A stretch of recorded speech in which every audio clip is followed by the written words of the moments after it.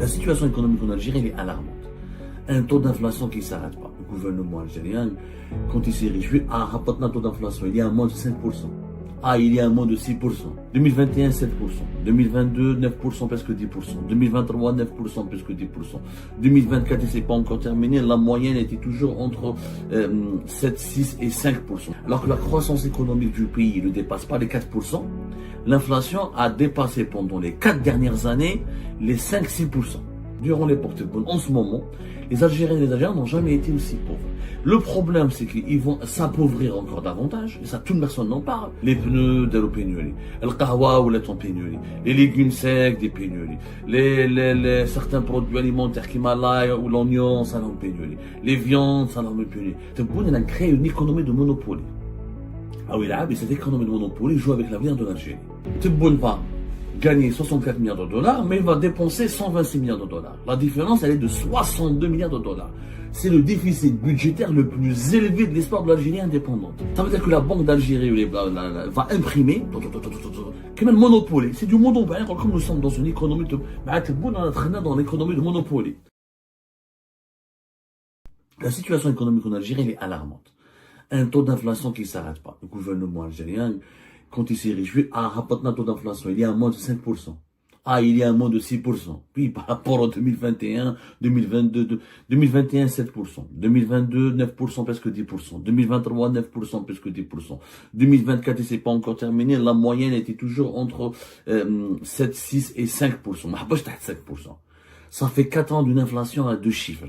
Alors que la croissance économique du pays ne dépasse pas les 4%, l'inflation a dépassé pendant les 4 dernières années les 5-6%. Et encore, ce sont les calculs officiels de l'Office national des statistiques. C'est-à-dire, c'est des sources officielles, avec comme les chiffres officiels de l'Algérie. Ils relativisent à chaque fois les prix. Même l'indice des prix à la consommation de l'Office national des statistiques, un organisme gouvernemental algérien, obéit plus ou moins aux normes universelles des statistiques économiques, il n'en demeure pas moins que souvent, les indices se font de manière mensuelle, ils ne prennent pas tout en compte, les marchés informels, marchés formels, les explosions des prix fermes, etc. Ça reste quand même une photocopie une photocopie colorée un peu de la réalité en Algérie, parce que, comme c'est un organisme gouvernemental, les chiffres officiels essaient toujours de relativiser la mauvaise situation économique du pays. Bon, c'est vrai, il y a un taux d'inflation en Algérie, il a été de plus de 10% depuis 2021. Et le taux en Algérie, le problème, c'est que comme les dépenses des foyers algériens sont à 43%, c'est les dépenses pour les produits alimentaires, pour la bouffe, pour la nourriture. Le taux d'inflation des produits alimentaires a été de 14 à 15% durant ces 3 dernières années, de 2021 jusqu'à 2023. Y compris en 2024, le taux d'inflation des produits alimentaires était au-delà de 10-12%. Ça, c'est des statistiques officielles. C'est-à-dire que nous avons des augmentations de prix pour la nourriture, etc., qui ont dépassé la barre des 10%, ce qui est énorme, pendant 4 ans. Donc, il y a une précarité, un appauvrissement. En plus, le Canada de l'inflation, elle augmente. Et les salaires des Algériens et des Algériens augmentent. Les salaires des Algériens et des Algériens augmentent de 1,5%. 1,5%. Le salaire moyen national, mazelo de 42 000 et quelques dinars, ce qui est extrêmement faible. Même normalement, dans les pays normaux, quand il y a une inflation forte, ça veut dire qu'il y a une croissance économique normalement forte. Parce que qui dit inflation forte, dit plus de dépenses, des entreprises qui gagnent de l'argent, donc qui recrutent, qui créent des activités. L'inflation, généralement, elle accompagne les économies qui sont en dynamique. C'est pas le cas de l'Algérie, puisque c'est une inflation qui est déréglée, qui est anormale, qui s'explique davantage par une politique économique inédite, où le gouvernement, le régime Tebboune, il a tout fermé, les restrictions aux importations. Voilà, plus d'importation, ça crée des pénuries. C'est une inflation qui s'explique par un déséquilibre total entre l'offre et la demande. C'est-à-dire qu'il y a une demande beaucoup plus forte que l'offre.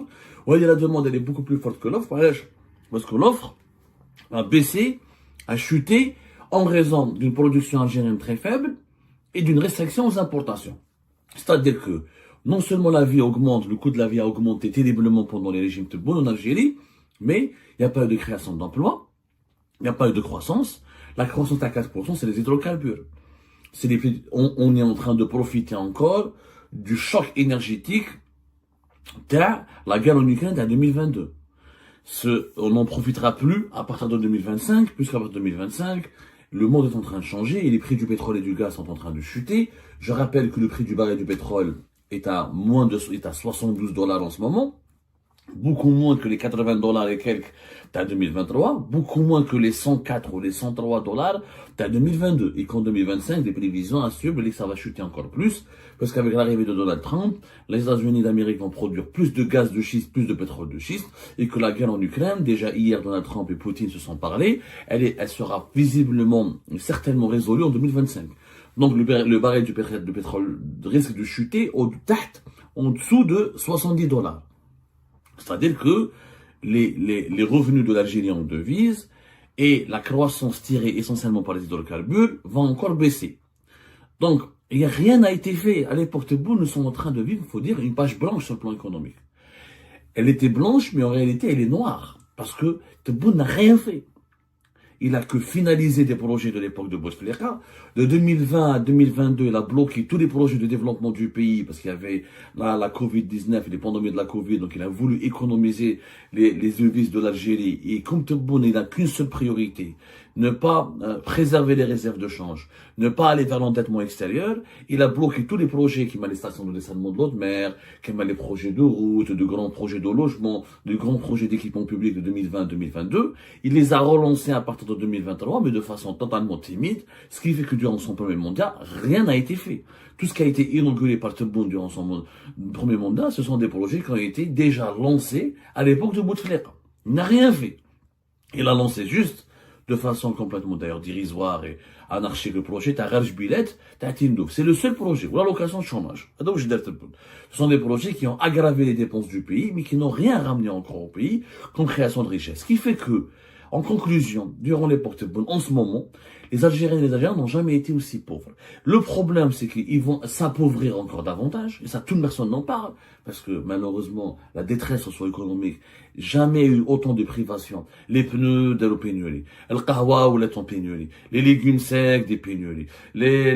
Certains produits alimentaires qui malaient ou l'oignon, ça en pénurie. Les viandes, ça en pénurie. Ce que nous sommes en train de vivre sur l'époque de l'Égypte Tebboune, n'a d'équivalent, même pas durant la décennie noire, on n'a pas vécu cela. Même la décennie noire, sur le terrorisme islamiste, sur la guerre civile, il n'y avait pas autant de problématiques de pénurie alors que le pays était endetté. Nous étions endettés pratiquement à 30 milliards de dollars à la fin des années 90. Le pays n'avait pas autant souffert sur le plan socio-économique. Avec la gestion économique archaïque, autoritaire et égoïste. Égoïste comme les chiffres. Et je vais vous expliquer aujourd'hui que Tebboune a créé une économie de monopole. Ah oui, là, mais cette économie de monopole joue avec l'avenir de l'Algérie. Pourquoi? Les chiffres très importants. À la belle comme en 2025, le régime Tebboune va dépenser l'équivalent de 126 milliards de dollars. On en a parlé.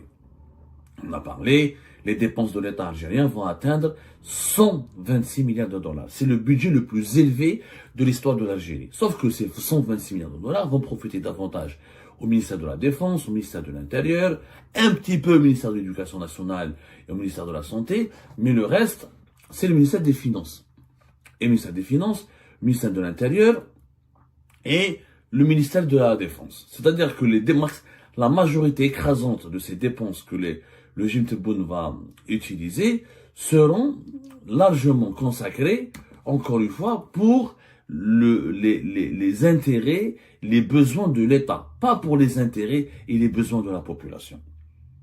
Parce qu'il y a une différence entre le fonctionnement de l'État et le développement du pays. Le fonctionnement de l'État, c'est tout ce qui est nécessaire, c'est tous les besoins financiers pour plus d'armes pour les militaires, plus de policiers, plus d'équipements et de moyens pour les fonctionnaires de l'État, pour les ministères, pour la présidence. Ça, c'est le fonctionnement de l'État. Le développement du pays, c'est des projets de développement économique qui créent des emplois au profit de la population, qui ramène des revenus, etc., de la croissance publique, de la croissance économique pour la population, qui permet d'améliorer les salaires, qui permet d'augmenter le niveau de vie, ou la qualité de vie de la population du pays. Ça, on n'est pas dans ce cas de figure. D'ailleurs, la preuve, qui trouve les dépenses publiques de l'État algérien en 2025, c'est essentiellement le ministère de l'Intérieur. Là, il y a la police et les renseignements généraux, etc. Le ministère de la Défense, là, et l'armée, etc. Le ministère des Finances, là où il y a les budgets de fonctionnement de la présidence et des différents ministères et institutions de l'État. Alors, les dépenses, qui trouvent la différence entre les dépenses et les recettes. Parce que malheureusement, il n'y a pas des gens qui essaient de faire de la pédagogie dans notre pays, d'expliquer le danger au rana. Les recettes de l'État algérien, on va dépenser 126. Ça, combien le régime Tebboune va permettre à l'Algérie de gagner? Là, tu dépenses 126 et tu gagnes 126 ou la plus. C'est pas de problème. Sauf malheureusement que l'Algérie en 2025, les recettes de l'État algérien seront uniquement de l'équivalent de 64 milliards de dollars. C'est-à-dire que Tebboune va gagner 64 milliards de dollars, mais il va dépenser 126 milliards de dollars. La différence, elle est de 62 milliards de dollars. C'est le déficit budgétaire le plus élevé de l'histoire de l'Algérie indépendante. معناتها المخروج, il fait pratiquement le double que le métro. L'État algérien va avoir 64 milliards de dollars de recettes, mais il va dépenser 126. C'est de la folie. C'est de la folie. Ça veut dire qu'il y a la différence entre 64 et 126, ça sera quoi? C'est de l'argent virtuel. C'est de l'argent qui est créé. C'est de l'argent qui n'a pas de valeur. Ça veut dire que la Banque d'Algérie va imprimer, comme un monopole. C'est du monopole, comme nous sommes dans une économie dans l'économie de monopole. Préparez-vous. Les Algériens et les Algériens vont subir dans les années à venir, à cause de cette 2025, 2026, 2020, un choc économique et social terrible. 64 milliards de dollars de recettes. Tu imprimes, tu vas dépenser 126. Tout le reste, ni djibou. Les réserves de change, non. Parce que tu vas dépenser en dinars. Tebboune, officiellement, dépense en dinars. Les dépenses de l'État algérien, mis à part les importations, mis à part les importations, tout le reste est en dinars. Les salaires des fonctionnaires, c'est en dinars. Les budgets de fonctionnement des institutions de l'État et des ministères de la présidence, c'est en dinars. Il n'y a que les importations que tu finances en devises. Donc, tu vas imprimer des dinars. En imprimant beaucoup de dinars, tu provoques la chute du dinar par rapport à l'euro et au dollar. Pour que le régime Tebboune n'assume pas cette chute, il maintient un taux de change officiel qui permet au dinar d'être élevé, de se tenir et de ne pas sombrer face au dollar et l'euro. Donc il subventionne la valeur du dinar. Il y a la différence entre la valeur du dinar réel entre l'euro et le dollar, le marché informel et le taux de change officiel, elle est énorme. S'il fait entre 130 et 140, en réalité, un euro vaut entre plus de 250 dinars sur le marché informel. Du coup, le dinar est donc les salaires des Algériens, tout ce qui est pouvoir d'achat des Algériens et des Algériens, et comme toi tu importes, tu produis pratiquement rien. Et tout ce que tu investis, tout ce que tu dépenses dans ces 126 milliards de dollars, c'est pour des projets de fonctionnement, pour le bien-être et pour le confort et pour les besoins de l'administration ou des institutions de l'État et des services de sécurité de l'armée. Non pas pour la production nationale. Donc tu ne crées pas de richesse avec ce que tu vas dépenser. Donc tu aggraves le déséquilibre économique du pays, la monnaie sera plus faible, l'inflation va augmenter. C'est une règle économique de base, Ejma. Dans un pays, plus il y a de l'argent qui circule, alors qu'il n'y a pas de production de biens et de services qui soit l'équivalent de cet argent qui circule, plus l'inflation augmente, plus les prix augmentent. Puisque tu ne produis rien, ta monnaie circule, l'argent qui va circuler dans le pays, les fonctionnaires qui seront payés, les militaires qui seront payés, il faut qu'ils dépensent cet argent. Ils vont dépenser cet argent en dinars, il n'y a pas de production locale. Comme les importations sont restreintes, sont limitées, du coup les prix vont encore augmenter. Donc on se dirige en 2025 avec une inflation qui va dépasser toujours les 5%, voire les 6%. Impossible de 5%. Mais impossible de 5%. Donc, le citoyen va subir, l'économie va subir, les entreprises algériennes ne pourront pas travailler parce que elles doivent importer la matière première pour produire localement ma cash. Il n'y a pas de création. Le premier investisseur en Algérie, c'est l'État. Comme l'État, il a encore du monopole partout. Les télécoms, c'est l'État. L'aérien, c'est l'État. L'importation des légumes secs, du café, etc., c'est devenu l'État. L'importation des céréales, c'est l'État. L'État monopolise énormément d'activités en Algérie. Le secteur financier, c'est encore l'État. Il n'y a que les étrangers qui ont des banques, etc. Il y a plusieurs secteurs où c'est l'État qui domine. Donc, quand l'État n'investit pas beaucoup, Ils utilisent cet argent pour d'autres dépenses, et non pas pour les dépenses d'investissement, des créations de richesses. Et quand la monnaie perd de sa valeur, l'inflation augmente, et quand il n'y a pas beaucoup d'activité économique, il n'y a pas beaucoup de création d'emplois, donc il y a plus de chômage. Les salaires, quand il n'y a pas beaucoup d'activité économique, les salaires n'augmentent pas. Donc les salaires vont rester faibles, et le coût de la vie va rester encore plus fort, va augmenter encore. Ça s'appelle créer de la misère. Et ben voilà les amis, je vous remercie comme d'habitude pour avoir suivi la vidéo jusqu'à la fin. N'oubliez pas de nous laisser vos commentaires, vos réactions et de vous abonner sur la chaîne si vous n'êtes pas encore abonné. Et voilà, c'est le Monopoly. Ça a été depuis toujours un pays économiquement dirigé exactement comme un jeu de Monopoly, mais là ça s'aggrave. On commence à à prendre des décisions complètement banales, complètement idiotes. Quand on passe à la planche à billets, ça veut dire qu'on est vraiment au plus bas.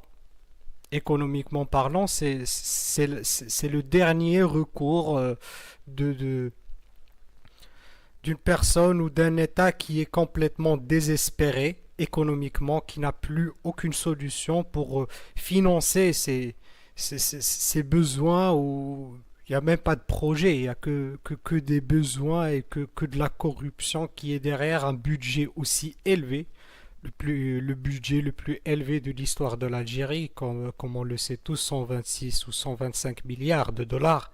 C'est pas rien, hein. C'est assez conséquent pour un pays qui ne produit rien. Carrément. Il n'y a aucune production industrielle, il n'y a que du pétrole et du gaz qui est expédié à l'Europe à l'état brut. Il n'y a même pas de transformation derrière, où c'est vraiment très très minimal. Donc voilà, c'est la catastrophe absolue, et ce qu'on ne veut pas dire, ou ce qu'on ne veut pas admettre plutôt, c'est c'est c'est en partie à cause du conflit avec le Maroc. Ces restrictions d'importation et ces crises avec les fournisseurs classiques de l'Algérie, soit la France et avant c'était l'Espagne, c'est un élément principal dans l'inflation et dans le manque d'offres par rapport à la demande, comme le décrit Abdo très pertinemment. Donc c'est ça. Et aussi, cette politique complètement guerrière de l'État algérien et du régime algérien qui est totalement focalisé sur l'achat des armes plutôt, et l'achat de missiles ou je sais pas quoi. Il n'y a même pas de modernisation, ce sont des armes classiques, mais il veut avoir un grand nombre d'armes et une armée avec un grand nombre et avec un effectif de fou. Et bon, c'est son choix stratégique, mais c'est un choix qui va à l'encontre du développement économique réel du pays. Et c'est là le problème. Si seulement tu avais une bonne économie, un développement économique, tu peux avoir une très grande armée, comme les États-Unis d'Amérique, la première armée du monde, mais aussi la première économie du monde.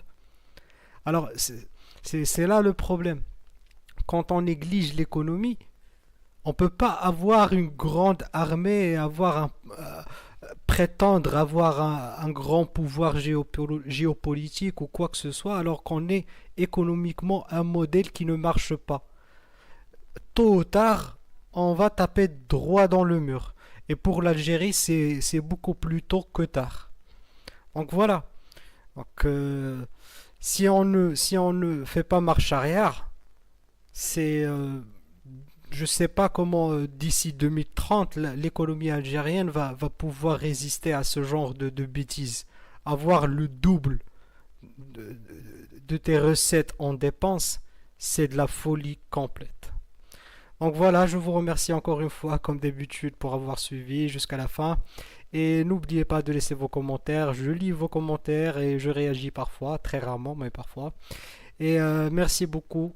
Ça fait vraiment chaud au cœur.